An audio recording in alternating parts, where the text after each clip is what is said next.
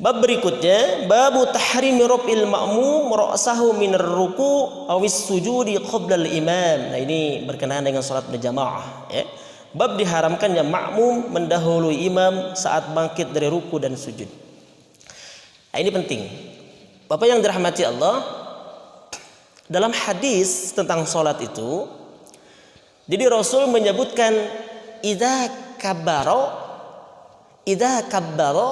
kabaru, idza raka'a yarka'u, idza sajada yasjudu. Menyamai barang dengan imam saja itu makruh, tidak boleh. Ini penting nih, ya. Mendahuluinya dilarang. Bahkan mendahuluinya melewati 2 rukun itu membatalkan sholat berjamaah. Oleh karena itu, haram makmum mendahului seorang imam saat bangkit dari ruku dan sujud. Ju'ilatil imamah littiba'ah. Imam itu dijadikan untuk diikuti. Kalau mengikuti bukan menyamai. Saya berjalan diikuti, berarti orang yang mengikuti di depan, di samping saya apa di belakang? Kan di belakang. Oleh karena itu hadirin rahmati Allah, ini hati-hati dalam berjamaah. Meskipun kita seorang imam, jangan mengucapkan Allahu Akbar mau ruku, manehna can ruku, karunya makmum yang di belakang. Sehingga kita seharusnya sebagai imam pun ucapkan Allahu Akbar itu sudah ruku. Bergerak dulu Allahu Akbar, turun dulu sujud Allahu Akbar. Ada sekadang imam sujud itu mau turunnya lama, tapi takbirnya udah selesai. Allahu Akbar, di luhur keneh. Oleh karena itu, ketika ruku pastikan imam sudah tegak ruku, baru kita ruku. Bisa dipahami ya? Yang kedua, ketika kita mau sujud pastikan imam sudah sujud, baru kita turun. Imam turun, Allahu Akbar. Kan imam biasanya ngucapin Allahu Akbarnya kan sudah di bawah. Itu memberi kesempatan kepada makmum supaya tidak mendahuluinya. Itu benar, karena mengucapkan takbir itu intikal boleh setelah gerakan, tidak salah setelah gerakan juga, atau bersama dengan gerakan. Kan imam turun pas mau sujud Allahu Akbar, baru Allahu Akbar.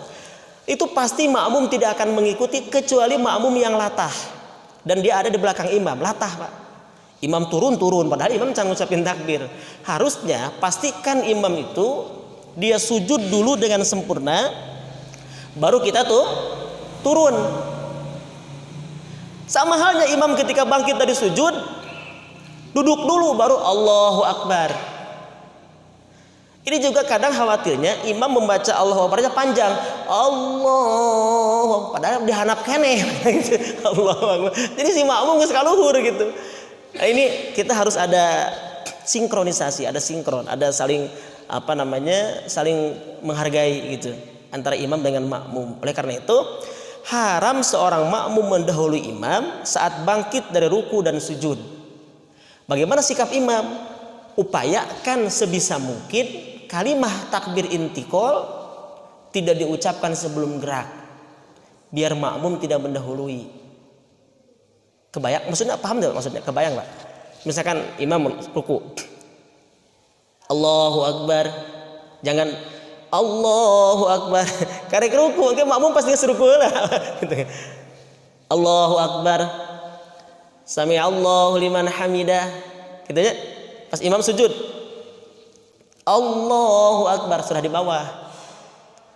Tapi kalau ternyata si makmum juga yang mendahului, ya, imam musdihanap, gitu ya, encan sujud. Karena makmum melihat geraknya imam, hayu miheulaan. Nah, itu juga makmum yang salah gitu. Itu makmum yang salah.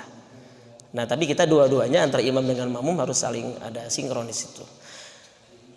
An Abi Hurairah radhiyallahu anhu anna Nabiy sallallahu alaihi wasallam qala, "Amma yakhsha ahadukum idza rafa'a ra'sahu qabla al-imam ay yaj'alallahu ra'sahu ra'sa himar aw yaj'alallahu suratahu surata himar." Muttafaqun alaih. Kata Nabi, tidakkah seseorang dari kalian merasa takut jika ia mengangkat kepalanya sebelum imam? Artinya baik dari sujud ataupun ruku, Allah menjadikannya kepalanya menjadi kepala keledai diumpamakan demikian. Atau Allah menjadikan rupanya seperti rupa keledai. Ini peringatan keras dari Rasul. Diawali dengan kalimat, tidakkah kalian merasa takut? Rasul memberikan peringatan, ama yakhsha ahadukum, tidakkah seseorang di antara kalian merasa takut jika mengangkat kepalanya sebelum imam, Allah jadikan kepalanya seperti kepala keledai, Allah merupakan mukanya seperti muka keledai. Ini kan teguran keras dari Rasulullah. Rasul tidak berdoakan supaya jadi keledai, tidak. Rasul tidak mengancam melaknat sahabatnya supaya jadi, tidak. Hanya Rasul memberikan teguran keras. Apakah kamu tidak takut? Nah, gitu kan? Apakah kalian tidak takut? Artinya teguran keras dari Rasulullah SAW diupayakan seorang makmum tidak mendahului imam. Wabil khusus dalam gerakan ruku dan sujud. Ya tentu takbiratul ihram juga kan tidak sah kalau mendahului imam. Oke ya. Jadi apa dalilnya? Idza kabaru, jika imam takbir, makmum takbir, berarti mengikuti kan? Idza raka'a yarka'u, jika imam ruku, makmum ruku. Nah, gitu ya. Jadi mengikuti, Pak. Wa idza sajadu, jika imam sujud maka makmum sujud, berarti mengikuti. Nah, ini juga bagi kita semua pengingat. Oke. Tapi juga mafhum mukhalafah dari hadis ini ya, ada mafhum mukhalafah itu kebalikannya, sama dengan bukan hanya mendahului tapi juga apa? Terlalu melambatkan sampai berlebihan. Imam misalkan sudah sujud dia baru ruku. Nah, ini juga terlalu melambatkan ya. Atau imam udah bangkit dari sujud dia baru i'tidal sami Allah liman hamidah, itu juga nggak boleh. Oke. Anda sedang sholat bersama imam dan tertinggal. Nah, oleh karena itu makmum di sini juga tidak boleh memaksakan diri ya, berdoa panjang ketika sujud sedangkan imamnya tidak. Misalkan imamnya sudah berdiri ya, di rakaat kedua, ketiga misalkan, si makmum memaksakan memperpanjang doa ketika sujud, itu pun tidak boleh. Kecuali imam pun sama memperpanjang doanya. Karena pada prinsipnya ju'ilatil imamah littibaah, imam itu dijadikan untuk diikuti. Dan mohon maaf, kalau pandangan Imam Ibnu Taimiyah dalam Syekhul Islam Ibnu Taimiyah dalam kitab Majmu' Fatawa, sampai beliau tuh mentafsirkan hadis ju'ilatil imamah, imam dijadikan untuk diikuti. Mohon maaf saya tidak bermaksud ini. Ketika imam tidak kunut, makmum jangan kunut. Dan sebaliknya, ketika imam kunut, makmum ikut kunut. Ini kata Ibnu Taimiyah. Karena kita bagi yang biasa kunut, ketika imam tidak kunut jangan kunut. Dan sebaliknya kata Ibnu Taimiyah, jika imam kunut, makmum ikut kunut. Kenapa? Ini untuk menjadikan menghindari perbalahan di antara jamaah. Itu dalam Majmu' Fatawa, bukan menurut saya, menurut Ibnu Taimiyah dalam kitab Majmu' Fatawa, Syekhul Islam Ibnu Taimiyah. Sampai demikian, karena inginnya antara makmum dengan imam itu ada keselarasan. Oleh karena itu, mengapa di tempat-tempat tertentu dia tidak senang kalau si anu jadi imam berbeda dengan makmum pada maksimal, pada umumnya. Wajar, Pak. Kalau ada misalkan demikian, meskipun sebetulnya tidak harus demikian. Nah, itulah sensitivitas itu yang harus kita jaga. Ya, rasa sensitif itu yang harus kita jaga demi kebersamaan dalam satu masjid, demi kebersamaan dalam satu majelis. Ini kata ulama-ulama salafun saleh ya, bukan kata saya. Nah, terakhir babu karahati wad'il yadi alal khasirati fis shalah. Bab makruhnya meletakkan tangan di pinggang atau panggul ketika sholat, melak cangkeng. Ya, itu makruh. Kalau menjatuhkan, menghuraikannya, memang ada mazhab tertentu yang sholat itu tidak menyedekapkan tangan di dada. Kita lihat kalau di Mekah itu tangannya dikebawahkan. Ya, tapi Arab bagian mana saya tidak tahu, atau mazhab apa tidak tahu. Artinya ada pendapatnya. Namun kalau berdasarkan hadis Wa'il bin Hujr misalkan dalam sifatus salat Nabi, ya, sifat-sifat salat Rasulullah SAW, memang kebanyakan Rasulullah itu mendekapkan tangannya dengan dua cara. Pertama, jika Bapak ingin meletakkan tangan di dada, ya, ada di dada, 3 hadis di dada, kemudian di ulu hati, ya, kemudian di perut, ada 3 hadis di dada, di sodri, kemudian di tengah dan di bawah. Itu memang hadisnya sahih. Dan mazhab jumhur ulama itu kebanyakan meletakkan tangannya. Artinya yang tangannya dihuraikan, jatuhkan ke bawah itu tidak masyhur sebetulnya. Tidak kebanyakan pendapat ulama. Dan para ulama di Mekah misalkan atau imam-imam Masjidil Haram, baik Madinah Mekah, semua letakkan tangannya. Hanya saja 3 cara, bisa di dada, di bawahnya, kemudian di bawah di perut.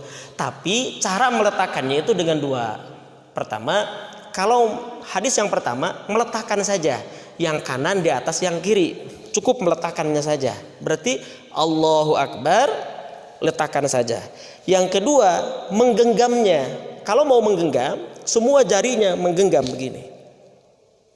Jadi si jari jemari tangan kanan menggenggam pergelangan tangan kiri. Kalau mau meletakkan, cukup meletakkan saja. Allahu Akbar, letakkan saja begini. Saya tidak mempermasalahkan mau di sini mangga, mau di sini mangga, mau di sini mangga. Yang tidak boleh di sini. Nah, gitu. Atau tidak boleh di sini. Itu nggak boleh ya di sini misalkan. Itu nggak ada. Takbir pun sama. Ada mankibaih, Allahu Akbar. Ada udunain, Allahu Akbar, telinga. Ada juga bisodri dada, Allahu Akbar, Allahu Akbar, Allahu Akbar. Kalau begini tidak ada Allahu Akbar, Allahu Akbar, tidak ada. Nah, itu mah variasi. Sekarang musim variasi kan, casing. Nah, itu variasi ya. Sehingga nama belajar ilmu tenaga dalam baheula di pesantren kabayang wae meureun gitu. Nah, gitu. Itu tidak ada kalau begitu ya. Nah, jadi 3 pilihan tadi ya. Oke, itu berdasarkan hadis dalam kitab dalam hadis atau kitab Sifatus Salat Nabi. Rata-rata hadis riwayat Wa'il bin Hujr, baik itu At-Tirmidzi yang meriwayatkan ataupun Imam Bukhari dan Muslim. Melarang meletakkan tangan di pinggang atau panggul ketika sholat. Dan bab makruhnya sholat saat hidangannya. Babu karahatis shalah bihadratit ta'am, bab makruhnya salat saat hidangan makanan sedang dihidangkannya makanan sedangkan dirinya menginginkannya atau sambil menahan 2 hal yang jelek, yaitu buang air kecil dan buang air besar. Makruh kita sudah ingin makan, acara nih Pak, rapat. Can beres mesti siapkeun makanan teh. Mesti dihidangkeun makanan. Urang sayang makan. Adzan zuhur. Ayo sholat heula, makan heula geus aya makanan, makruh sholat makan dulu. Saya sering gitu. Ada acara rapat. Cik saya teh lamun can beres tong dihidangkeun, kecuali makan heula, dihidangkeun. Ustaz sholat dulu, makan heula. Nah, Ustaz geus adzan. Tanggung jawab saya cik teh makan heula. Nah, make dihidangkeun atuh. Mujo orang keur lapar gitu nya. Kita sedang lapar, makanan dihidangkeun. Meskipun belum sholat, makan dulu. Sebab di sini makruh sholat saat hidangan makanan sudah dihidangkan atau ada di depan hidangan makanan. Sedangkan kita pun dirinya menginginkan, menahan lapar, menginginkan makanan ada di hadapan, sholat itu makruh. Adzan baru berkumandang adzan, gitu ya. Atau juga menahan 2 hal yang jelek. Sholat menahan buang air kecil atau buang air besar atau menahan kentut.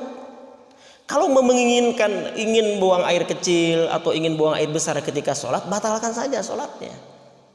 Ya, batalkan saja sholatnya.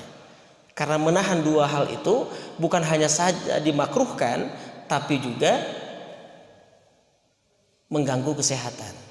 Kata para ahli medis, ya, menahan 2 hal yang tadi itu mengganggu kesehatan.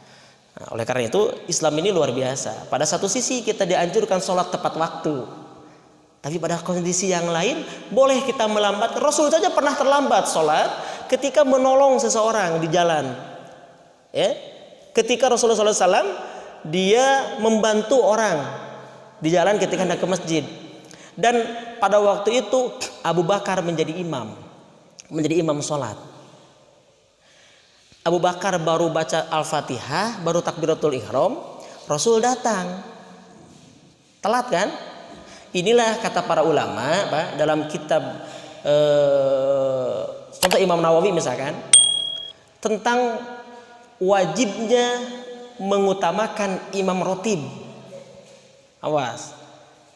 Sebetulnya Pak, kalau saya mau jujur nih, kita tidak boleh berdiri meskipun meskipun sudah qomat kalau imam yang tetapnya belum datang. Sampai sedemikian Pak, kalau mau saya mau jujur dari hadis nih. Wajib mengutamakan imam rotib. Di situ imam yang tetap. Gitu. Pan orang mah kadang qomat itu beres Pak. Kamat burung gusu. Yakin tenang lah perlahan lah, nanti ada perubahan perlahan gitu. Nah, Abu Bakar sedang jadi imam, beliau menampak Rasul masuk ke Masjid Nabawi itu. Di samping, kan rumahnya kan di samping kiri, yang sekarang jadi makamnya itu. Ya, Insya Allah Bapak bisa berangkat ke sana nanti. Kan di samping kiri. Kemudian Abu Bakar mundur Pak, mundur seakan-akan mempersilahkan Rasul menjadi imam. Padahal sedang sholat. Ini hadisnya sahih, panjang hadisnya itu. Sahih hadisnya. Meskipun beres sholat, Rasul Abu Bakar, mengapa kau mundur? Lanjutkan saja. Kata Abu Bakar, tidak pantas bagiku untuk menjadi imam seorang utusan Allah.